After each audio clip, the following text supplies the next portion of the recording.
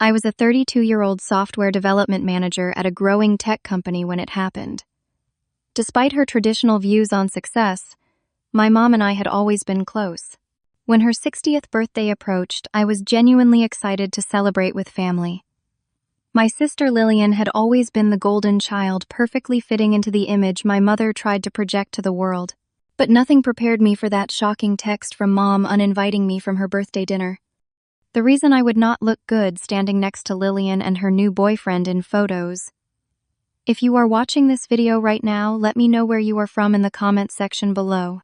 Hit that subscribe button if you want to hear more family drama stories that will make your own family seem normal. Growing up in suburban Boston shaped a lot of who I am today. My parents worked hard to provide for us, but things changed dramatically when my dad left when I was 12 years old. The divorce hit my mom particularly hard.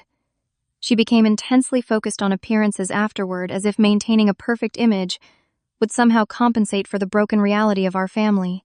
Lillian was 3 years younger than me, and almost immediately after Dad left, she became the precious daughter who could do no wrong. Mom channeled all her energy into making sure Lillian had the right clothes, the right friends, the right activities. Meanwhile, I was expected to be self-sufficient and not cause problems. My mom developed an almost obsessive need to keep up with the Joneses, constantly comparing our family to others in the neighborhood and finding us wanting. What will people think became the guiding question in our household. Whenever I wanted to do something that didn't align with her vision of success, she would shut it down with that single question. The implied answer was always that people would think less of us, which was unacceptable in her world. When college application time came around, Mom was adamant that I should pursue a business degree. It would be respectable, she said. It would lead to a good job with a title that would sound impressive at her book club. But I loved computers and coding. I had been building small programs since I was 14, teaching myself languages and staying up late, working on projects that excited me. Computer science is for antisocial basement dwellers, Mom said dismissively when I told her my plans. No one respects that. You need something people understand. I enrolled in the computer science program anyway. Mom was cold toward me for months afterward. When Parents' Weekend came around, she chose to attend Lillian's high school theater production instead.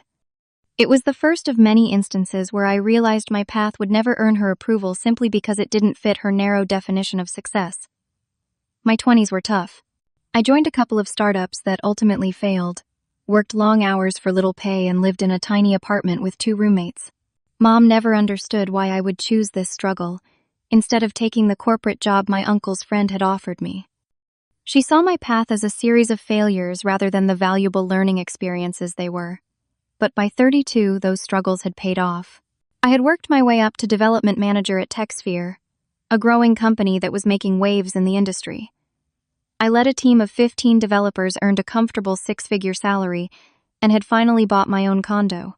It wasn't flashy enough for Mom, though. No corner office, no luxury car, no country club membership. I lived a comfortable life by my standards. My condo was modest, but in a good area. I dressed well, but preferred quality basics over designer labels. I took nice vacations, but posted sparingly on social media. All of this translated to invisibility in my mother's world. If it wasn't on display for others to envy, it might as well not exist. Just 2 months before the birthday incident, I had received a promotion that put me in charge of our newest product development initiative. It was a huge professional achievement, but when I told Mom about it over dinner, her only response was, "Is there a raise that comes with that? Maybe you can finally upgrade your car." Lillian, on the other hand, had followed the path that pleased our mother perfectly. She got her business degree from a name-brand university, leveraged her sorority connections to land a marketing job in New York, and cycled through a series of relationships with men my mother deemed impressive: a surgeon, a finance guy, a real estate developer. Her career in marketing looked flashy on Instagram, with client dinners at trendy restaurants and industry parties with minor celebrities. She always had the right clothes, the right haircut, the right accessories. What Mom never seemed to notice or care about was that Lillian had changed jobs 4 times in 6 years, never quite delivering the results her employers expected, beyond the initial splash she made. Lillian's entire life was curated for social media, every moment designed to project success and enviable experiences. Mom ate it up proudly, showing Lillian's Instagram to her friends as proof of her successful parenting. About 3 months before Mom's birthday, Lillian announced she was moving back to Boston from New York. She framed it as a strategic career move, but I suspected there was more to the story. Still, Mom was thrilled to have her favorite child closer to home again. When Mom started planning her 60th birthday celebration, I was eager to be involved. This milestone birthday seemed like the perfect opportunity to show Mom how much I cared despite our differences. She chose an upscale restaurant downtown, and I immediately offered to help with the costs, since I knew it would be expensive. "That would be helpful," she said, sounding genuinely appreciative. "I want everything to be perfect." I spent weeks searching for the perfect gift, finally finding a vintage brooch similar to one she'd admired in an antique shop years ago. It had taken some detective work and a significant chunk of my monthly spending budget, but the thought of her face when she opened it made it worthwhile. We had several conversations about the guest list, the menu, even the table arrangements. I felt more connected to my mom than I had in years. She seemed to be including me in a meaningful way, and I thought perhaps she was finally seeing me as an adult with value to offer beyond her narrow expectations. Then about 2 weeks before the party, Mom casually mentioned that Lillian would be bringing her new boyfriend, James. She's been seeing him for a few months now. He works in tech or something in New York and just transferred to the Boston office. Very impressive young man on a real executive track. They're getting serious. I was surprised Lillian hadn't mentioned him during our occasional text exchanges, but happy she had found someone she liked enough to bring home. Little did I know how this unknown boyfriend would upend everything. 3 days before the party, I received the text that still makes my stomach clench when I think about it. "Honey, I need to ask a favor. Would you mind sitting this party out? Lillian is bringing James and some of his business associates, and the tables will be tight. We can celebrate just us another time." I stared at my phone in disbelief. Was my own mother uninviting me from her birthday party? The party I had helped plan and pay for? I called her immediately. "Mom, what are you talking about? I can't come to your birthday now." There was a pause before she answered. "It's just that Lillian says James is bringing some very important connections. These people are real movers and shakers. The kind of people who can really help her career. And what does that have to do with me not coming?" I asked, my voice tight. Another pause. "Well, to be honest, you just don't project the same level of success. You wouldn't fit the aesthetic we're going for. These people are very image conscious. I know how you hate dressing up and talking about your work in a way people understand." I felt like I'd been slapped. "The aesthetic, Mom, I'm your son. It's your birthday." "I know, and we can have a nice lunch next week, just us. Wouldn't that be nicer anyway? You always get uncomfortable at these fancy events." I hung up shortly after, too stunned to argue further. The truth was painfully clear. I was an embarrassment to my own mother. Not successful enough, not polished enough, not impressive enough to sit at a table with my sister's new boyfriend and his friends. The days following that conversation were some of the loneliest I can remember.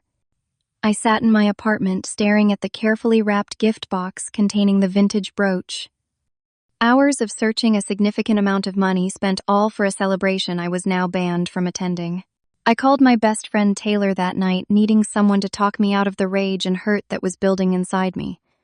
She did what Taylor practically shouted through the phone. "Your own mother uninvited you from her birthday because you don't look successful enough. That's beyond messed up." According to her, I wouldn't fit the aesthetic they're going for, I said, still unable to believe the words even as I repeated them. "What aesthetic is that?" "The superficial image, obsessed, terrible human being aesthetic. Because if so, you're right, you don't fit." Taylor tried to convince me to show up anyway, to call my mother's bluff, but I couldn't bring myself to force my presence where it wasn't wanted. Instead, I spent a sleepless night replaying every memory of being sidelined for not meeting my mother's standards. There was the time in high school when Mom asked me not to bring my nerdy friends to Lillian's graduation party because the neighbors would be there. Or when she introduced me to her friends as still figuring things out during the years I was working 80-hour weeks at startups. Or how she always positioned me away from the center in family photos, sometimes leaving me out entirely for the ones she posted on social media.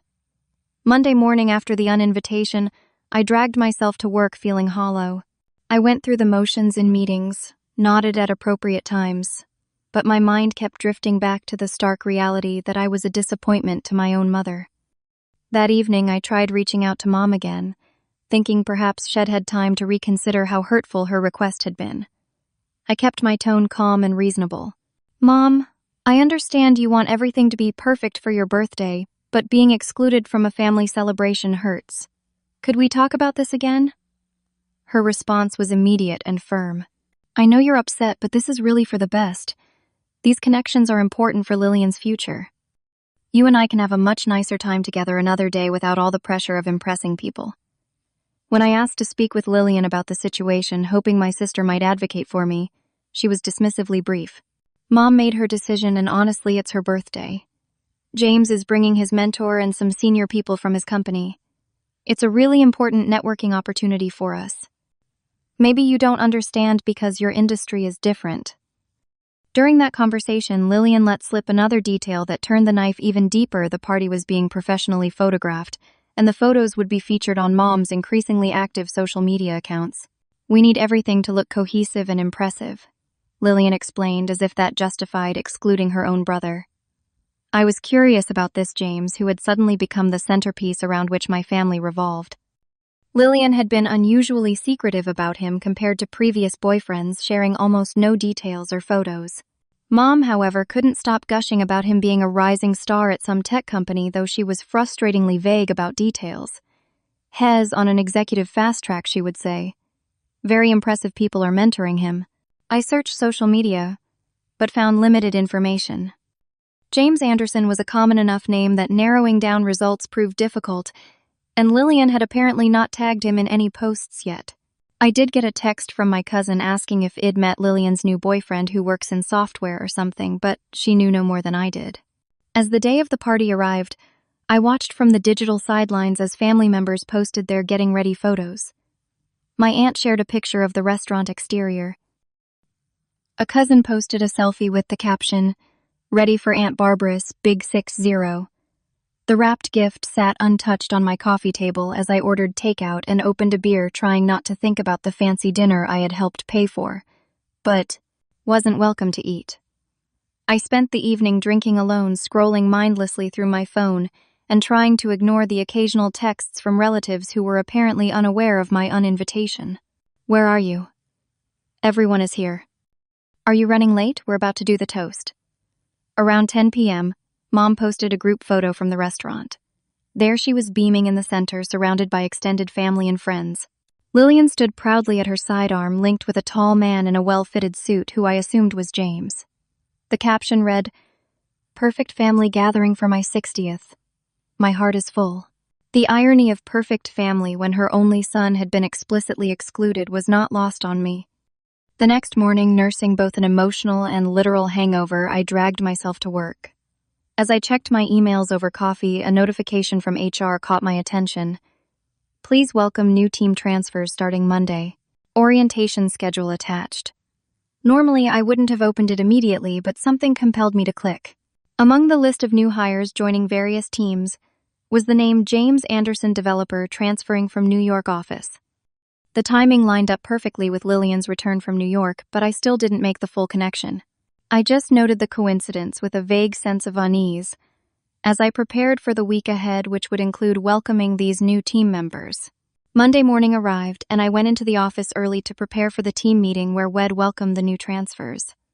As the development manager, I like to review personnel files before meeting new team members to get a sense of their experience and potential strengths. I opened James Anderson's file and began scanning his resume and performance reviews from the New York office. He had decent technical skills, but nothing extraordinary. His previous manager noted he was ambitious, but sometimes overestimated his contributions. As I clicked through to his company profile to check his project history, I noticed the photo. The man in the profile picture was unmistakably the same man standing next to Lillian in my mother's birthday photo. My sister's boyfriend was joining my team as a junior developer, 3 levels below me in the company hierarchy. I leaned back in my chair, a strange laugh escaping my lips as the absurdity of the situation hit me. I was uninvited from my mother's birthday because I wouldn't look successful next to this guy who was about to become my direct report. James was being assigned to a role I had outgrown 5 years ago. The project he would be working on was one I had personally conceived and designed. Based on the salary bands at our company, I calculated I was making at least double what he earned, not to mention my stock options and management responsibilities. The bitter irony was almost too perfect. In my mother's eyes, his polished appearance and Lillian's marketing of him as an executive on the fast track made him more valuable than her actual son, with real accomplishments and responsibilities. As I prepared for the team introduction meeting, I wrestled with how to handle this bizarre situation. The professional in me knew I needed to treat James fairly like any other team member. The wounded son in me wanted to assert my position immediately to prove my mother and sister wrong in their assessment of my success. At 10 a.m., I stood at the front of our conference room welcoming the new transfers to the team. When James walked in, I recognized him immediately from the photos. He, however, showed no sign of recognizing me. Either he genuinely didn't know I was Lillian's brother, or he was an excellent actor. "James Anderson from the New York office," he said confidently, shaking my hand. "Looking forward to working with you." "Welcome to Boston," I replied neutrally. "We're glad to have you on the team." Throughout the meeting, I maintained my professional demeanor, outlining the projects each new team member would be working on and setting expectations. I assigned James to work under one of my senior developers on a component of our main project, neither favoring nor disadvantaging him. As the meeting concluded and people filed out, I made a decision. I needed to talk to Lillian. I texted her asking to meet for coffee after work. Her first response was a vague, "Pretty busy this week, maybe next," but when I replied that it was important, she reluctantly agreed. We met at a cafe halfway between our workplaces at 5:30 p.m. Lillian was already seated when I arrived, checking her phone and looking impatient. "I can't stay long," she said without looking up. "James, new job is keeping him late, and we have plans later." I sat down and ordered a coffee before asking casually, "So, tell me about James' job." Mom mentioned Hez in tech. Lillian's face immediately brightened, her posture straightening with pride. "Yes, Hez, a tech executive at TechSphere. He just transferred to the Boston office to take on a bigger role. Hez leading some important development project now." I nodded, taking a sip of my coffee. "What exactly is his title there?" "Hez on the executive development track," she said. The same vague terminology Mom had used. "Hez working directly with the product leadership team." I pulled out my phone, opened the company organization chart, and placed it in front of her. "This is interesting because, according to this, James Anderson is a junior developer who started on my team today. I'm his boss, Lillian." The color drained from her face as she stared at the screen, then at me. "That can't be right." "It's absolutely right. I welcomed him and the other new transfers this morning. He didn't even recognize me, which suggests you've never mentioned having a brother who works at TechSphere." She grabbed the phone, scrolling frantically through the chart as if looking for another James Anderson who might be the real boyfriend, someone higher up the chain. "But he told me he was being fast-tracked for executive development," she said weakly. "Everyone in the company is technically eligible for executive development. Most junior developers believe they're on a fast track. Few actually are." Lillian put down the phone, her carefully maintained composure cracking. "You can't tell him you're my brother," she blurted out. "Please." "Why not?" I asked, though I already knew the answer. "Because—" She hesitated. Then, the truth spilled out. "Because I've told him my brother is struggling in his career. Mom and I both told everyone you're between jobs and having a hard time. The revelation shouldn't have surprised me, but hearing it stated so plainly still felt like a physical blow. You told your boyfriend I'm unemployed. Why would you do that?" "It just makes a better narrative," she said defensively. "James comes from a really successful family. They all have impressive careers and connections. I needed to seem like I came from the same kind of background. So, you invented a fictional brother instead of acknowledging your actual brother with a successful career. Your job sounds boring and technical when I explain it to people," she said, as if that justified everything. "No one understands what you do. When I say my brother is a computer person, people picture someone antisocial in a basement. It doesn't fit with the image I'm trying to project."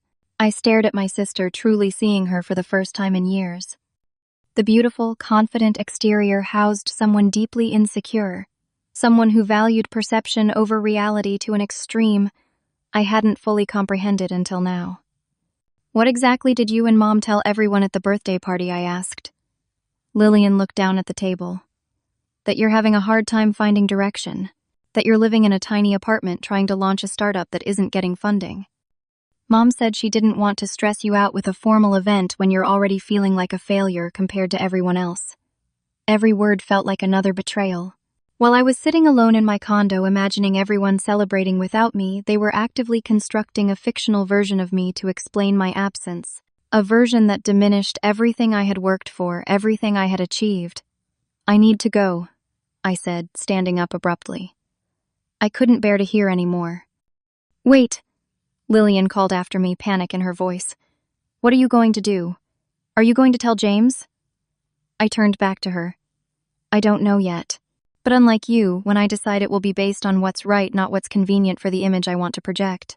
The next day, I scheduled a meeting with HR to disclose the personal relationship between myself and one of my new team members. James Anderson is dating my sister, I explained to the HR director. I just discovered this connection yesterday and wanted to be transparent about the potential conflict of interest. The HR director thanked me for my honesty. Since Hez on your team will need to reassign him to another manager to avoid any appearance of favoritism or conflict. I think that's the right call, I agreed. I want to ensure everything is handled professionally. Within a few hours, James was reassigned to another development team. I made sure the transition was smooth and didn't affect his standing in the company in any way. Whatever my personal feelings about the situation, I was determined to handle things ethically and professionally. About a week later, I was copied on an email chain where James and his new manager were discussing a project that connected to work my team was doing. James' response included a startled, "Wait, is Michael Barbara and Lillian's son?" Apparently someone had made the connection and mentioned it to him. Later that afternoon, I received an awkward email from James. I just learned about your relationship to Lillian. I want to apologize for not knowing sooner and for any awkwardness this might have caused. I hope we can maintain a positive professional relationship. I sent a brief professional response assuring him that everything was being handled appropriately through HR and that I bore no ill will toward him professionally. What he and Lillian discussed personally was their business. A week after my mother's birthday, I texted her to suggest lunch. We met at a casual restaurant near her house, nothing fancy. I brought the wrapped gift with me. "Happy belated birthday," I said, sliding the box across the table after we ordered. She looked surprised but pleased as she unwrapped it. When she saw the vintage brooch, her eyes widened. "This looks just like the one from that antique store years ago. I can't believe you remembered that." "I remember a lot of things, Mom," I said quietly. As we ate, I calmly explained what had happened. I met Lillian's boyfriend James last week. At work, where I'm his boss. Mom froze fork halfway to her mouth. "What do you mean James is a junior developer at TechSphere where I am a development manager? He transferred to the Boston office and was originally assigned to my team before I disclosed the relationship to HR. But Lillian said he was an executive," she said, confusion evident on her face. "Has not. Has 3 levels below me in the company hierarchy. I make more than twice what he does. The project Hez working on is one I designed." I watched as she processed this information, her face cycling through disbelief, embarrassment, and finally shame. "I didn't know," she said finally. "Lillian told me he was on an executive track, that he had important business connections. And you believed that was more important than including your son in your birthday celebration." She had the grace to look truly ashamed. "I believed what Lillian told me about your career, too. That you were struggling. That you hadn't found stability yet. Mom, I've been at the same company for 7 years. I've been promoted 4 times. I bought a condo 2 years ago. None of this is new information, I just never presented it, with the flourish and exaggeration that Lillian uses." We talked for nearly 2 hours that day. Really talked in a way we hadn't in years. I explained how her lifelong prioritization of appearances over substance had affected me, how it had created a rift, not just between us, but between reality and the narrative she preferred to believe. "I never wanted to hurt you," she said tearfully. "I just wanted everyone to think we were doing well after your father left.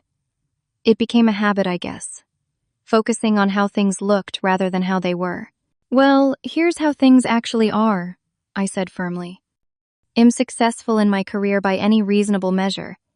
Am not interested in pretending to be something am not to impress your friends.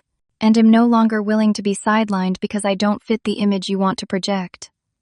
From that day forward, I set clear boundaries with my family. I would no longer contribute financially to events I wasn't welcome to attend. I would no longer stay silent when they misrepresented me or my accomplishments. I would no longer accept being treated as less than because I didn't prioritize appearances the way they did. I found support in friends like Taylor who valued substance over style, who appreciated me for who I actually was, rather than who I pretended to be. I joined a support group for adults dealing with family issues where I discovered I wasn't alone in experiencing these kinds of dynamics. Therapy also helped me recognize the unhealthy patterns that had been established in my childhood and continued into my adult relationships. I developed a stronger sense of self-worth that wasn't dependent on my mother's validation or anyone's perception of my success. My relationship with Lillian took longer to address.